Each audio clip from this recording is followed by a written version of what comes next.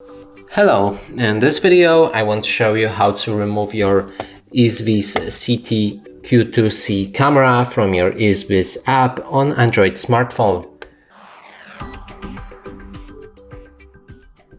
And to do this, first let's click and open our app. Here, as you can see, I have added the camera. You can check our videos on how to set up or change any settings for this specific camera. Then click on these three dots, device settings, scroll all the way down so you can see the delete device on the red.